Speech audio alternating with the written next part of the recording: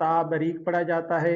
السلام علیکم، میں ہوں قاری نور محمد اور آپ دیکھ رہے ہیں رضا اینڈ افنان قرآن اکیڈمی۔ تو ہم پڑھ رہے تھے حروف کے اوپر حرکات کے بارے میں۔ حرکات کہتے ہیں حرکت کو، زبر زیر پیش کو۔ آج ہم نورانی قاعدے کا سبق نمبر 4 پڑھیں گے۔ اس سبق کو رواں پڑھیں، حرکات کی درست ادائیگی کا خاص خیال رکھیں، ملتی جلتی آوازوں والے حروف میں واضح فرق کریں۔ تا تی تو، قا قی قو، زا زی زو، ذا ذی ذو، ظا ظی ظو، ثا ثی ثو، سا سی سو، صا صی صو، دا دی دو، ضا دی دو، کا کی کو، قا قی قو۔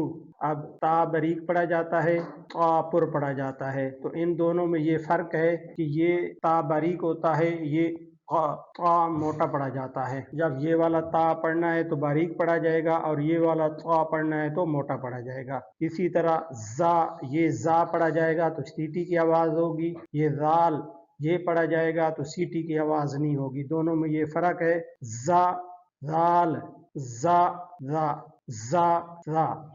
اب اس زال اور ضا میں یہ فرق ہے، زا غا، زا غا۔ اسی طرح سا سین، ان دونوں میں یہ فرق ہے، سین سا بغیر سیٹی کے ہے، سین کے اوپر سیٹی ہے، سا سا، سا سا۔ اسی طرح سین اور صاد میں یہ فرق ہے، سین باریک پڑھا جاتا ہے، صاد پر پڑھا جاتا ہے، سا صا، سا صا۔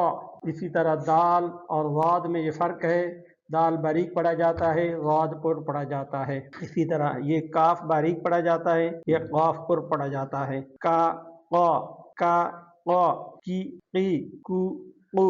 اس طرح ان میں فرق کر کے پڑھنا ہے۔